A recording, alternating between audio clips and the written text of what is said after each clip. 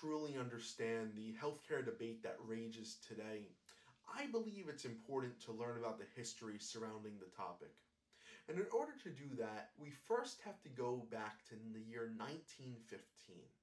And the reason we have to do that is because we have to look about who first sponsored nationalized health insurance. And that was the American Association for Labor and Legislation, the AALL.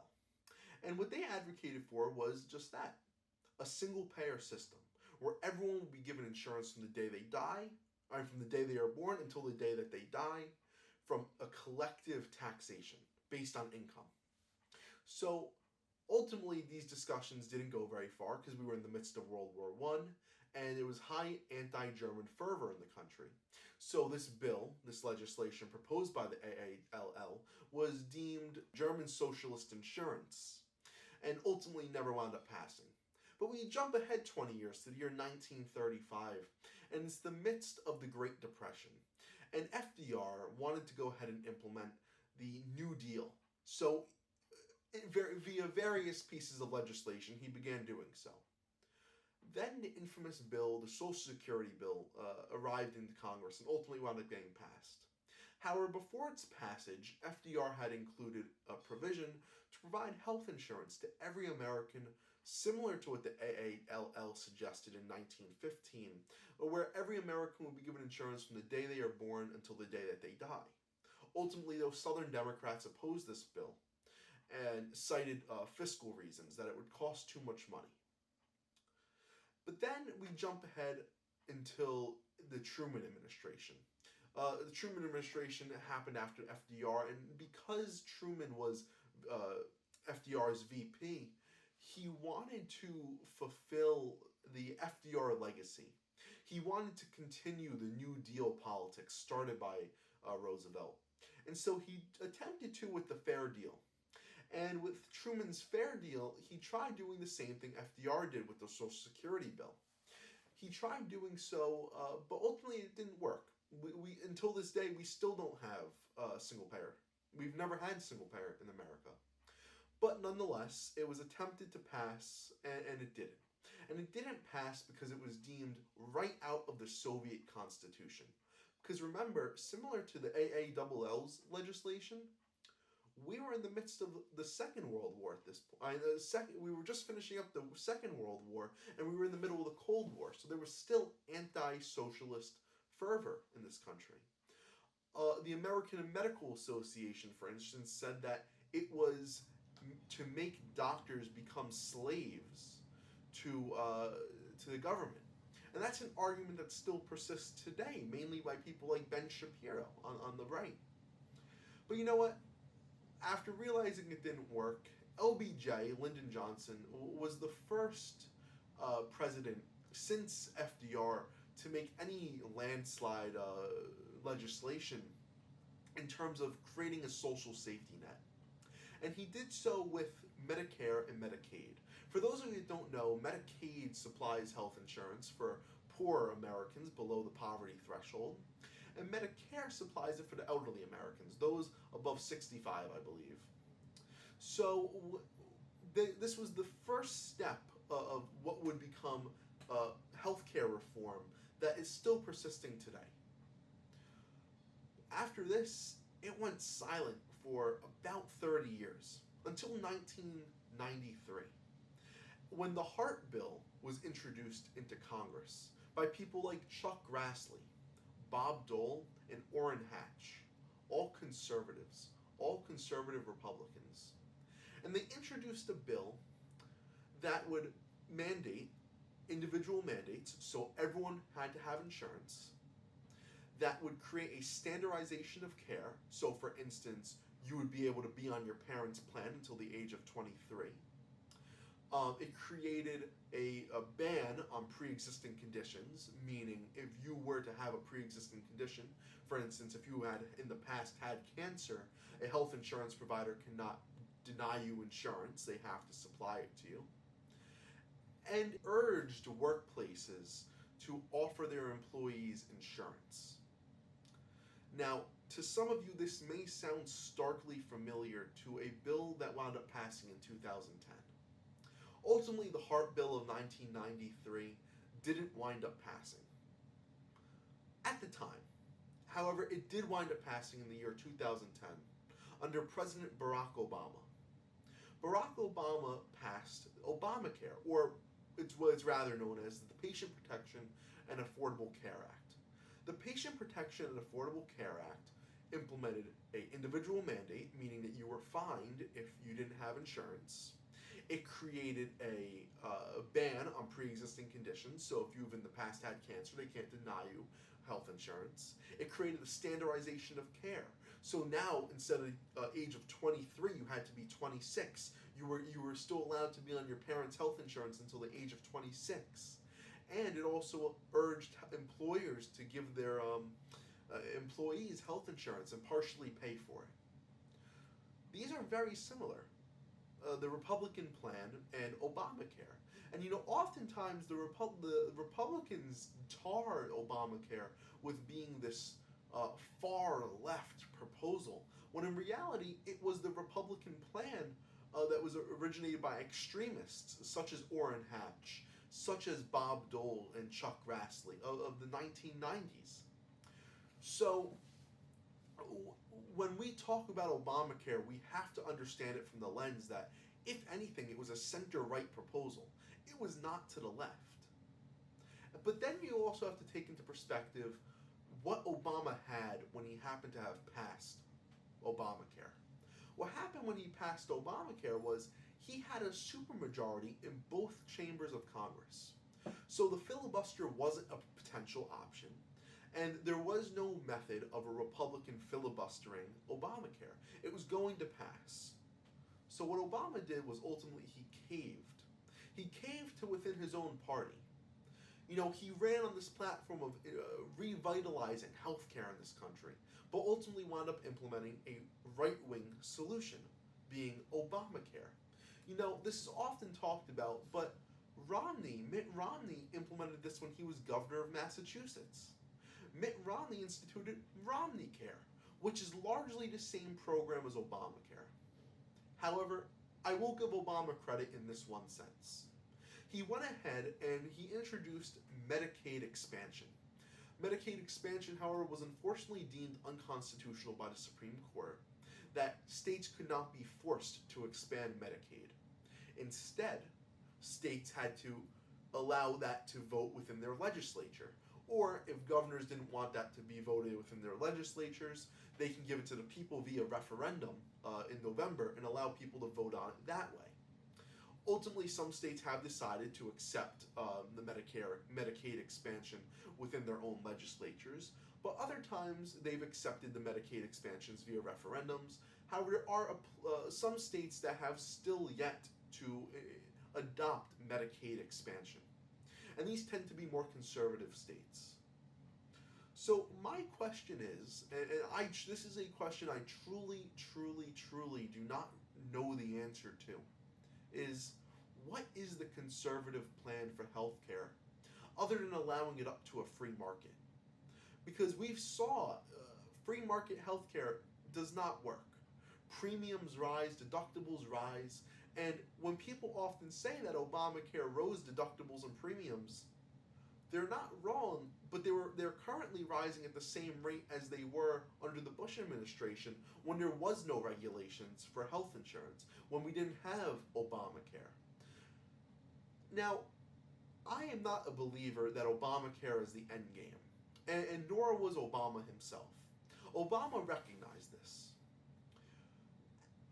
Recently Obama has come on the record and saying that was the jumping off point, that the new generation has a lot of work to do to perfect his program. Now, granted, Republicans have gutted Obamacare. They got rid of the individual mandate, which is the part that kept the entire program intact. But what am I in favor of then? Well, I'm in favor of Medicare for all. For those of you that don't know what Medicare for all is a single-payer system, meaning there is only one insurance provider. That means that from the day you are born until the day you die, every single person in this country is insured via Medicare. Now you might be thinking to yourself, whoa. that sounds expensive, and that sounds like a socialist procedure. And to an extent, you're right. It is expensive. And to an extent, you're right. It is socialism. But let me explain something. When we talk about socialism in this country, we often have to talk about, well, every government program has socialist tendencies. So, for instance, take a look at libraries. Public libraries are a prime institution of socialism. That's agenda number one. Uh, Item number two, look at Social Security. Social Security is the most highly rated, popular program in the United States. It sits at a supreme supermajority approval rating among this country, and that's socialism. It's computing all this money together and to create a pool that benefits a few. That's welfare. That's institutionalized welfare. That's socialism. But it works and it's popular. Just because something is a socialist program doesn't make it unpopular. But I often hear this perspective that Medicare for all is expensive. And is it? It is. I'm not going to deny that it isn't. But what it also is that Medicare for all costs less money than our current system. Every study shows this. And for the sake of this video, I'm going to be citing two studies. I'm going to be citing a study done in 2016, so 4 years ago, and I'm going to be citing a study done last year by the Medicare Institute. Let's begin with the 2016 study.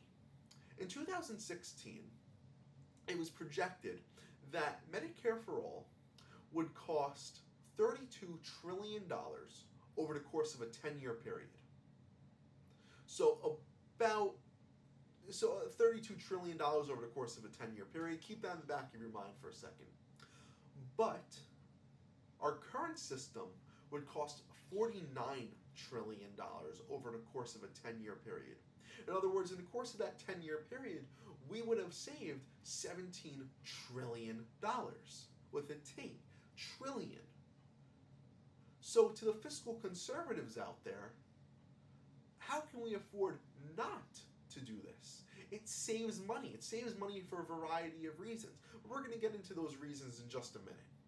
But as I promised, let's also take a look at the new study conducted in 2019. And I will admit that the 2016 $17 trillion figure is a lot of money. It is a lot of money, and it's likely off. So let's be conservative here, and let's look at the Medicare Institute. For those of you that don't know, the Medicare Institute is funded by the Koch brothers, Charles and David Koch, who are avid libertarians and right-wingers who are strongly opposed to government regulations, taxation, and things of that nature. They're anti-government people, to say the least. And this study was funded by them, and that study even showed that it will save $800 billion in administrative costs alone. And overall, will save $2 trillion less. So again, to those fiscal conservatives, how can we afford not to do this? In other countries, you look to Japan, you look to the UK, you look to France, you look to Germany, you look to Ireland. All these other countries, that rate is at 0. There is no death because people don't have access to health insurance, because health insurance is granted to them from the day they are born until the day that they die.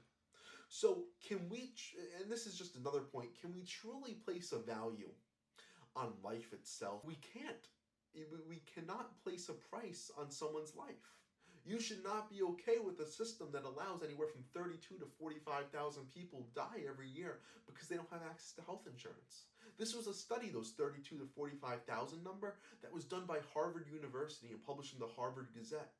However, after Trump's repeal of the individual mandate, they found that roughly 68,000 people die every year because they don't have access to health insurance, because the individual mandate was repealed.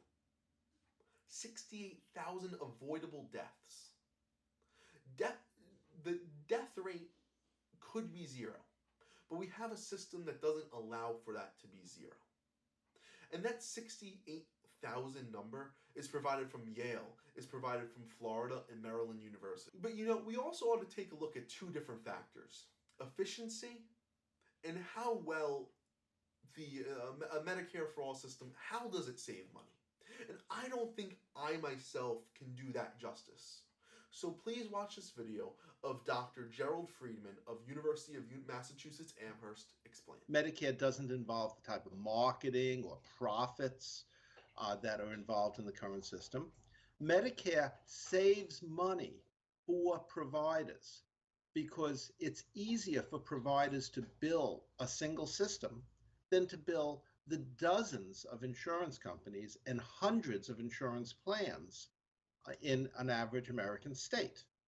To give you just one quick, easy example to show this, in Toronto General Hospital in Ontario, Canada, with a single payer system, there are two people who do billing in that hospital. Massachusetts General Hospital is about the same size, the same number of beds, more or less, same number of patients.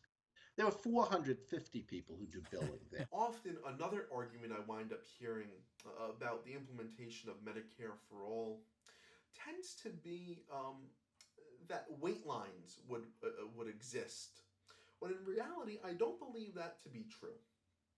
And let me explain why. Basically, wait lines for the VA and Medicare don't exist. But wait lines exist for private insurance companies. They exist based on the size of your wallet. They based on how much money you have. If you have a lot of money, you're not going to wait. But health should not be linked to how much money someone has versus how much money they don't have. There should not be a dichotomy that exists, a healthcare system that exists for the rich and a healthcare system that exists for the poor. In other words, you should not have to choose between your child and a mortgage. You should not have to choose between your child and your livelihood. Americans should not be forced into this situation. No other country on the face of this planet is. So we would wind up saving money if we were to adopt the Medicare for All style system. We would wind up having efficient wait times and make it so that there is no dual system, those for the rich and those for the poor. We'd make it so that everyone has affordable access to healthcare. We'd make it so we can eliminate unnecessary deaths so that patients can see doctors when they don't, so that if you don't have health insurance, that's not a possibility. You can't go see a doctor because everyone would have health insurance. It costs less money, and that's the fallacy that Republicans and conservatives choose to put up, that it costs a ton of money. That's a socialist program. But let me tell you once again, it costs less money. Even conservative estimates see it costing $2 trillion less. And that it's not a socialist procedure because this entire country is based on democratic socialist values. It's based on that the Constitution in and of itself mandates that we have a communal post office. It mandates the general welfare. Since when did welfare become this nasty and terrible term? No, it means looking out for your neighbor. It means picking them up when they're down. It means making sure that they don't hit their face first whenever they fall. It means being there for your fellow American. Since when did that concept become this nasty and brutish term, when in reality it truly means just being there for your fellow American? No, and yes, your taxes will go up. I'm not going to say it won't. But you will wind up saving money in the process. Studies find that you'll wind up saving anywhere from $2,000 to $3,500 a year based on this program, if you have a family of 4. And to me, there is no value that can be placed on life. Lives are inexpensible. You can save money via this program while saving lives. And to me, that is the primary factor that goes in to having a Medicare for All system. Efficiency, it's more efficient when you publicize it. It costs less money, as I've said, and it saves lives. So if this is such the ideal system, you might be asking yourselves, why don't we support it? Why don't we have nationalized health insurance? And I'm going to tell you why. It's for the same reasons that since 1915, with the introduction of the AALL's bill to implement a nationalized health insurance system, that we still don't have it in the year 2020. It's because people red bait and they call it socialism, because socialism is associated with a terrible, horrible term, when in fact it is not a horrible and terrible term, because we live in what is essence a democratic socialist country in some respect. So what's some other reasons? Well, it also so happens that both Democrats and Republicans happen to be paid off by health insurance lobbies to the tunes of hundreds and hundreds and hundreds, sometimes millions upon millions of dollars. They are doing the pharmacies' bidding. They are doing Aetna's bidding. They are doing Blue Cross Blue Shield's bidding. They are not doing the bidding of the American people. They're not working for you. They're working for the rich. They're working for the health insurance companies to make sure that they get to pay as little as possible towards your health insurance, and they get to pocket the majority of costs. So let me tell you something. The American people are getting screwed. We have a system that works in every other country.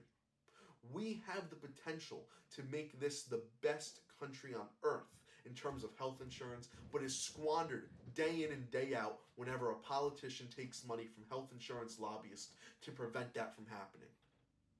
They don't care about the cost of healthcare, because ultimately it costs less. What they do care about is getting reelected.